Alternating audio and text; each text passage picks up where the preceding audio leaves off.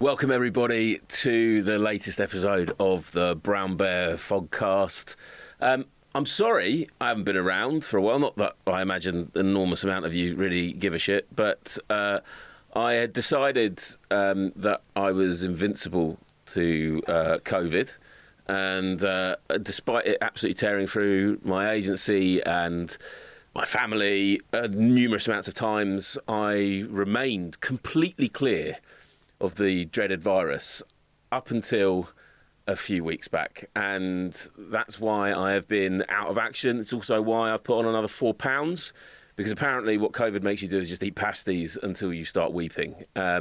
So apologies for not being around, but we are back, and we are back with a very special episode, because today I have got a guest with me as well.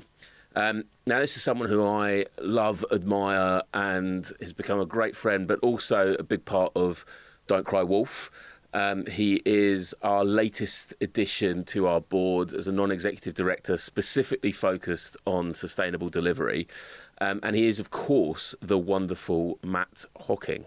So, Matt, welcome to my vodcast. Yeah, hello, John. Oh, thank you for having me as a start to the weekend, I guess. This is we're going to maybe have a drink after this session. We certainly are, yeah. And full disclosure to all of the listeners and viewers, last night was the night that I was let out, properly let out, and I'm feeling it today. And that's why the questions could be quite erratic, yes, erroneous, and erotic, maybe. I've still got Bakewell in my brain from it as well. Yeah, absolutely. Corrupted. I didn't even have a drink.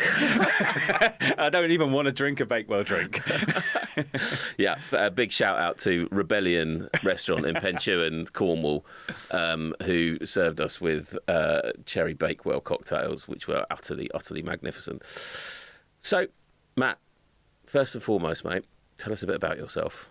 So, Matt Hocking, accidental graphic designer, business owner, environmentalist, average handstander, average paddleboarder, big passion for using business as a force for good. As you know, my tagline is making a living, making a difference. So always love what the creative arts allow us to do to sort of make change. So yeah, and Cornishman, born and bred in Cornwall. You may be able to tell from certain words like world or banana that come out a bit more rural than the rest of my things with R's in, basically, or R's. Yeah. So yeah, born in Penwithwick, from the Clays, so the real rural moonland area of Cornwall. So pleased to be here.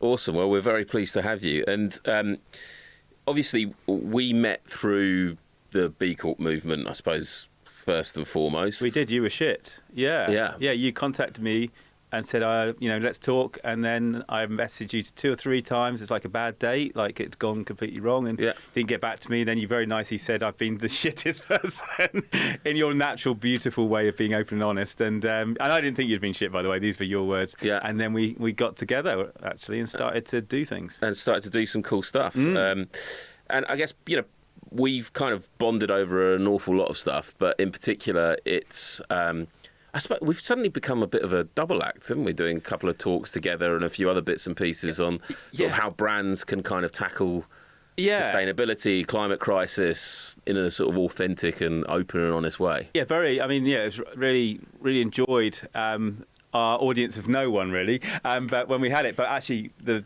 beauty of that was me and you on a stage chairs just kind of riffed off each other. Yeah. And I think, and that's it. And it's what I love about you is you're a challenger as well. You're definitely not a yes person as well. And go, that environment thing, it's really good and stuff like that. You will challenge, and I love that. And it's good to be challenged. So I'm up for doing some more sessions like that. Brilliant. Well, talking about challenge and challenging sort of status quos and norms, I think what we wanted to sort of chat through today are trees. Oh yeah, lovely native trees. Lovely trees. Yes. Right. So as people will have known over the last sort of couple of episodes, I talk about things like greenwashing, talk about authenticity when communicating around sort of sustainability and being transparent about a roadmap, not claiming to be perfect, not making big, bold claims. And I think this has kind of sort of led us down this path of an environment where I don't think you can move for the number of organisations that are apparently just planting trees. It does seem to be highly contagious that suddenly the whole world has discovered that trees will save us. Yes. In some shape or form, generally around consumerism, it seems, is the best thing, or just how we run our business, and that a tree magically planted, we're okay for the future. Yeah. And we plant trees. We've always have. I've been awarded trees as an award at different environmental awards and stuff like that. What type of tree, Matt? What, that I've been awarded? Yeah. The tree I got was, I can't remember what it was. It's for like Business in the Community Big Green Tick Award way back in the early days of Elite. And I think it was just like an ash, probably an ash or birch sapling, something that's native to the UK. Good. So it's a well thought out tree. I'm not very good at looking after trees. They take a lot more than the average houseplant, and I'm rubbish at houseplants as well. Just to explain why we're going to be talking about trees today, I guess this kind of falls into the realm of offset, right? So yeah, very much so. This is organisations saying, for something that you buy or flight that you take, or journey that you make, we will plant X number of trees, thereby offsetting some form of the emissions that are the production of that clothing or the flight or that journey has made, has emitted into the atmosphere. That's kind of what we're talking about, right? It's an offset sort of scheme. Yeah, so it's a balance. So the carbon that's produced by that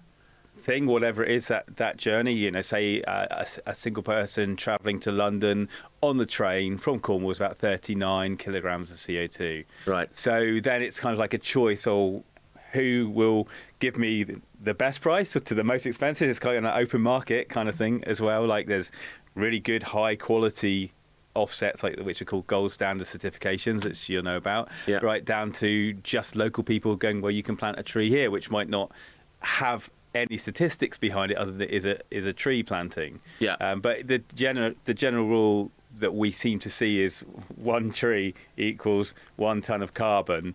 The bit they mix. So I planted a tree because I've gone to London. Yeah. But no way does that tree in its first year equate to 1 ton of carbon. Yeah, and you've already obviously emitted that carbon. You have on that journey, right? Yeah. So let's just start with the basics. Trees are good. Trees are very good. So they haven't done anything wrong. No, they've been slightly bullied and misused for a long time. Especially, we live in Cornwall. We used to have a temperate rainforest here. Did we really? We did. We have got, and there is plans to rebuild the Celtic rainforest.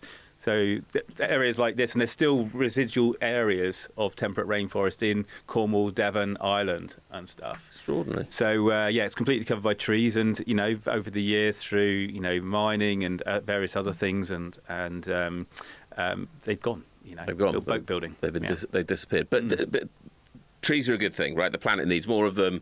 Yeah, they're our lungs. They are the lungs of the Earth, right? They obviously suck out carbon dioxide. They produce magnificent oxygen. Create cooler planet as well. They create a cooler planet. So in essence, they're a great thing. Yeah, and we would love to see more of them. Yeah. So whoever's listening to this podcast or watching this podcast, what we're not about to advocate for is less trees or for people not to plant them. It's a good thing to do that. Good thing to do, but it is the right trees in the right places. Don't come and cover Cornwall in eucalyptuses and hope koalas are going to arrive. Use trees that are good for their natural environments and the countries they're in as well. Okay, so we need to be mindful around native species, the right place, right tree, time. right place, and like I said, and the right time. Tree planting is November. Tree planting is November. Yeah, here. Yeah. Okay. Yeah. Good. So then I guess it also means the right language.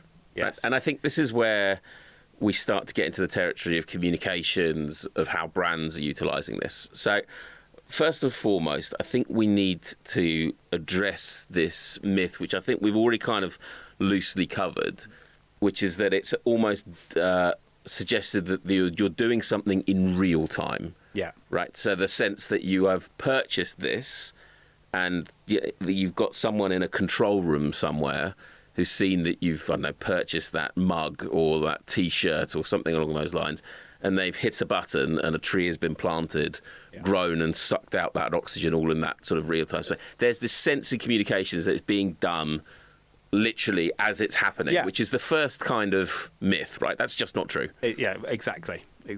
So what we're facing is this kind of groundswell of not disinformation, but it feels like there's a bit of misleading taking place around, I think, a lot of these schemes. I think, it's misleading. I think we're also losing our curiosity, maybe, to just questioning what does this really mean. Mm-hmm. You know, what tree does this, and what does it? Why does it matter? What is the true benefit? We're just taking that businesses offering a service, and some of them are fantastic businesses. Yeah. And like anything in life, there'll be fantastic businesses that are doing it perfectly right, and others that will be, making things up and claims. But for me, it's always been about knowledge and curiosity and finding out why. And I think later on we can talk about actually, why leaps, and you and I have talked about seagrass is as important as trees, if not more important. Yeah. But it's getting too easy to do it. And if we just look back in the last decade, there weren't that many businesses planting trees. No. And suddenly you can't go anywhere without a product that has 3 trees have been planted. Yeah. Or if you go to this music event, X amount of trees will be planted. Or if you drink this beer, we'll plant a tree. Yeah. and there's obviously this... So that you talk about knowledge and curiosity and things like that, and this is where I guess that first thing around sort of navigating the slight ambiguity around all of this. When you look at these schemes, for the most part, they're investing in some form of planting project, which it's questionable the sort of verification behind some of these projects, and they're suggesting that it's happening in real time when really there's this sort of, obviously it takes 50 years, 100 years for a tree to become mature, depending on the species? Depending on the species, average tree 40 years and soak up 1 tonne of carbon. Right. Okay. So this is 40-year period you're talking about for that tree to kind of grow and actually do the job that it's suggesting. Yeah, mangroves are faster. And hence why a lot of people invest in mangroves and stuff as well. Because they grow faster. And suck up 8 times more CO2. Okay, brilliant. Yeah. Why aren't people investing in mangrove projects? But they are through those schemes. Again, it's kind of knowing about that. And those schemes are going to be in specific areas like Madagascar. Right. And I mean, we love mangroves because there's multiple sort of benefits. Not only are they fast, but they protect fragile marine environments from coastal erosion. Right. And they're really good for aqua life and stuff like that and things. So do you think that there may be a hesitancy for a business or a brand to kind of delve into the wonderful world of mangroves because trees are easily recognisable and understood by Joe Public? So it's easier to say plant a tree rather than talk about the work that you can do with mangroves, for example, or peat bogs, and protecting them, which are even less sexy, I imagine, than mangroves, right? Indeed, and even like understanding seagrass and how important, you don't take it for granted, even with us living by the coast. But I think because also the environmental conversation more often than not leans into the fact of pictures of trees burning and wild forests and stuff like that, and that we're losing X amount of hectares, billions of hectares each year to industry and deforestation. Yeah. So it becomes really, if we're losing it, then we must replace it. Yeah. But my thing has always been like protect what we've got, because actually they've taken the 40 years, the 100 years. Think how long redwood's been there and things. It sounds like if you're going to go down, which is still fine, if you're going to go down the tree planting route, perhaps it's worthwhile to explain what that genuinely means now. So perhaps it's worthwhile to spend a little bit more time. I know it sounds really, easy to absorb, buy this, plant a tree, but actually what does that, genuinely entail? And if you're not investing in, for example, protecting mature forests or something along those lines, then at least have the courtesy, perhaps, as a brand, to explain that what we're doing is we're planting over here, we're going to see this mature over sort of a few decades, and that will eventually take place in the form of, sucking out that carbon. So there's a little bit more detail. So at least then the consumer's a touch more informed. I know that doesn't sound sexy, but it's important, right? Well, to me, it is sexy because it's kind of that knowledge thing, that thing that sometimes we forget, that curiosity that we should always have. And I, obviously, as you know me, John, and I'm fascinated by, as you are, by sort of the environment and things. And actually, the sole purpose of our business is we're gaining knowledge how to be better all the time. But I find it interesting. So, like using the search engine Ecosia, so the B Corp search engine, so kind of like Google, you may well use it. So every 43 searches on that energy, that carbon footprint, they plant a tree. Mm-hmm. And they plant through an organisation called Eden Projects. So this was one of the schemes, okay? Yep. So Eden Projects do tree planting on a mass global scale. Yeah. And we're talking about billions of trees. Right. But their main driver is alleviating people in some of the poorest regions of the world out of poverty by giving them jobs to plant trees. So there's a bit more here, and the way they make their earnings is by planting the mangroves and planting trees in other parts of the world. But so there's a societal element to this as well as an environmental piece. Yeah, so something like Eden Projects I'm really quite interested in because they do actually lead that we tree plant, but it's actually about the people in the regions first. And so this is really interesting for me because there's a little bit more depth to this now, right? So it's not just about the tree itself, which again we've all agreed we want more trees, and we need more, yes, and we need more. But there's also the other elements to it. What jobs is that creating? Is that having a societal impact, a beneficial, hopefully, societal impact as well? And that's part of the richness of the story that might.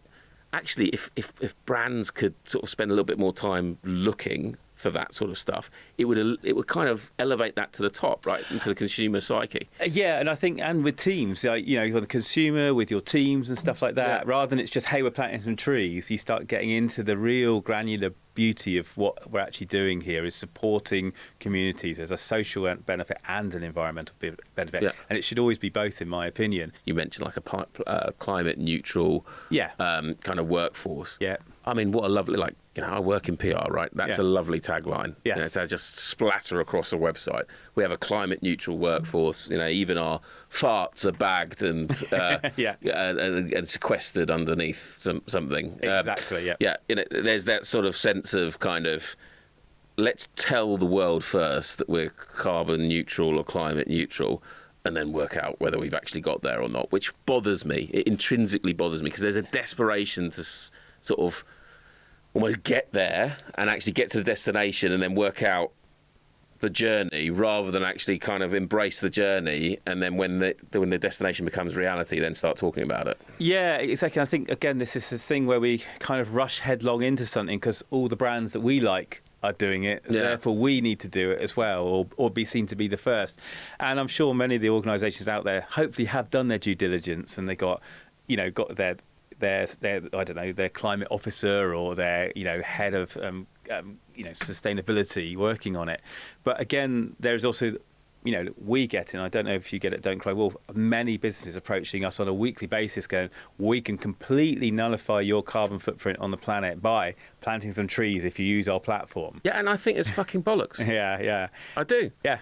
I mean, for the most part, I do. I think it's, I read emails like that and I just think, well, and this, I suppose, comes onto the other bit which we were going to mention. You don't even know what I've got. No. to get rid of. Yeah. Yeah. You know what I mean? For all they know, Don't Cry Wolf could, on the front of it be a brand activism agency, but actually behind us, we're a massive mining company. You're a logger. Yeah, exactly. Do you see what I mean? This is just a front for logging and mining and mineral extraction across the world. Yeah. And it's that sense of just, it doesn't matter. And that's where it becomes fictitious for me. It doesn't matter what you've got. We don't know what you've got, how much, what your carbon footprint looks like. We have absolutely no idea, but we can guarantee that we can get rid of it. Yeah. It suddenly becomes meaningless then. And also it feels effortless, which then feels wrong.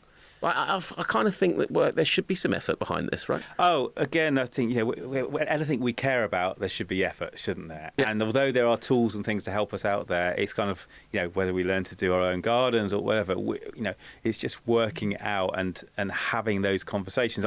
I've learned a lot recently just about, we're talking about the Cornish Celtic rainforest that once existed, and there's various organisations, Plant One in Cornwall, for one, is kind of looking at, it's not about the offsetting. He just wants to rehabilitate what was once a really tree-covered county. Yeah. Cornwall is the most depleted of trees in the UK. Right. Of all areas, because it's mostly been mine land or it's farmland. Right. So we have with the least trees. They chopped them all down. Yeah, or turned them into fields for dairy farming and stuff like that. We've got Poldark to come into this, haven't we? Yeah. And his like. Yeah, Vikings and but, things right, like okay, that. sorry, Yeah. yes. But so I think again, it's I understand those reasons. So just from talking with Carl from Plant One, I was like, okay, I hadn't really thought about Cornwall as a rainforested area. Bizarrely, somebody at the same time contacted me from Ireland to help us with a project called Home Tree, which is about Ireland's temperate rainforest. Wow. And so it's quite interesting, these two things popped up at the same time. Suddenly I'm finding out about Celtic forests, but then also going, well, actually, and this person was like, well, actually, you've missed the tree planting season, so we can't do tree planting with you. So it's really interesting that that's how they led.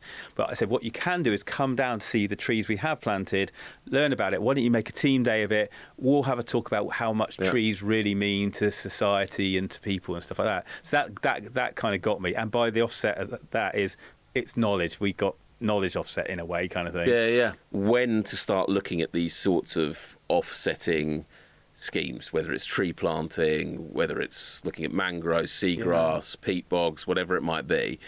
But first and foremost, you've got to understand what you got, right? Yes, and measuring what matters in your business. Yeah. You know how happy your team is, but do you know your team's footprint? Yeah, so get that footprint understood. And there's heaps of organisations that can help you with that. We work with Green Element on our carbon footprinting, and Will and his team there have done a great job with us. There are other, I'm sure, quality businesses and brands. I downloaded the World Wildlife app the other day, which you can do your personal footprint on within 5 minutes, kind of thing. Amazing. So it compares you to other people, regions of the world. So really easy. Awesome. So. Yeah. So I mean, it's that effort of understand what you've got first, right? And then as an organisation, perhaps spending a bit of time trying to reduce and reuse very first, much minimise. Would be kind of your first port of call, right? See how whether you can switch off the lights a little bit more, whether you can do things a little bit more. Do you need to drive every day to work or something like that, or get the tube or whatever? So hire some bikes for people. Get a little bit more sustainable travel. A few more maybe Zoom meetings rather than flying across to the States or what have you. And a lot of these things are actually better for people's well-being as well. Once they've got that space, actually spending a bit more time walking and things like that, they all have societal benefits as well. So reduce. Yeah. Right. Reduce, minimise. Yeah. Get a bit of reuse going, maybe. Where you can. Technology's a good one, potentially buying refurbished rather than sort of always buying brand new, potentially looking at different sort of schemes which allows you to sort of recycle your old tech or whatever it might be, but there's an element of reuse there. Yeah. And then from there, I suppose it's a good point to say, okay, well, what have we got left? How, almost doing those checks and balances, right? So I'd add one more thing in there. Go on. Think, do I need it? Because too often, sometimes in business and in personal life, we just go, I want that, I want that, I want that. I'm terrible for that. I've seen how you shop. And but you buy recycle, used oil jackets and stuff like that. We do, I do buy used oil jackets. But I think it's always just checking, do I really need that? So like you said, you very rightly identified buying refurbed kit and stuff, graded items for, again, you can get stuff that's already out there, that's just got a scratch on. You can buy them at a knockdown price, so they're better for your wallet and they're better for the environment. But it's always that, do we really need it? And our team the other day was like, oh, we can get this and get it really cheaply from here. And I was like, us get something cheaply from here? Can we just see if somebody else might have that bit of kit first that we might be able to borrow? Yeah. And so, it's that kind of, just think about, why do I want it? Is it really going to be beneficial? I feel like you're talking directly into my soul, and you're burning this, imprinting it on me. So when we get to that point, where would you send someone as a first port of call to find a really good quality offsetting scheme, potentially where there's tree planting involved? I guess there's two routes for me. We get asked this a lot. So we've been doing this for a long time, and it was very natural back in 2004. We kind of knew our footprint, and trees then, were still little known for their benefits to the planet to a certain degree. But it was we've still wanted to do stuff locally. Yeah. So that's actually what's going on local. Like we're in Cornwall, we both live in Cornwall. There's the Forest for Cornwall, which is plant 1 million trees, and that's not 1 million trees in one set place. That's 1 million trees all over the place that add up to that sum total that Cornwall Wildlife Trust are behind. So looking at that kind of aspect. At your community. Yeah. But in that sense, you're kind of having to do some of the factors yourself. It's either a company that will provide you, we can help you plant in this field or whatever, and it's X amount of trees is going to be equal to X amount of carbon footprint over time, or you can kind of do the math yourself just from what's out there if you're so well inclined, and then you could get some land. You and I have talked about land and stuff like that, and plant. My friend Sarah Marsh over in Luxonian Valley, we planted probably about 8 years ago now 5,000 native British species saplings. Over a weekend as a kind of a tree planting. Over a weekend? Yeah. We had lots of people. I was going to say, not just you and her. No. We had. She kind of did it as like a party in a way, sort of like hot pot and stuff and food. Brilliant. and now we've got a woodland that's growing taller than us, and it's got edible trees, as in orchard trees mixed amongst that, because that's the other thing is like, if we're doing stuff in our local areas, can we mix up from native species that are just great for wildlife and the environment, but also stuff that actually useful that fruit comes from as well. Whenever I've talked to organisations over LEAP's 18 sort of years, is everyone's always said just make sure the schemes you do use are gold certified. So we have done that, and there are as many. So if you want to, if you do a search now, you'll have reams and reams of search coming up saying go to this organisation, go to that. Like I said, I like the Eden Projects one just because I like the alleviating people out of poverty in some of the most impoverished regions of the world.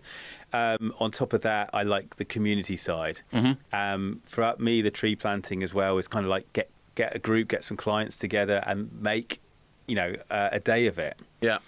Get a tree surgeon or someone to talk to us about trees so that we learn a bit more about them. So that's how I kind of look at it. So start with community first. Local, yes. See what's in your local patch. See what's in your local patch. Yeah. I'd love that myself. I think it's a great idea to do that. And I think also sometimes we're a bit too kind of tempted by the big sort of it's over in the Amazon, we've just protected X, Y, and Z out in, I don't know, Indonesia, for example, or somewhere like that, and we're protecting this rainforest in these sorts of places. Actually, there's worthwhile looking a bit closer to home. If you're doing it in country, go to some you've got a local wildlife trust. Go and see what they're doing. Yeah.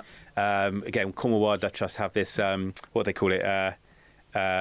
What's the right tree and what's the right time guide, I think, to do it kind of thing. And I didn't know tree planting in the UK was mainly in November onwards. So by the end of March, because we were looking for a tree planting for the B Corp community in Cornwall, again, Plant One said, "Oh, you kind of missed it."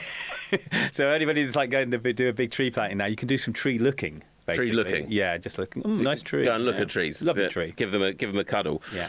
But I saw a post this week about green hushing. Yeah. Have you seen that? No. So it's another, I've been going on about wish planting and all that kind of thing and eco peacocking, and now there's green hushing, which is Wes,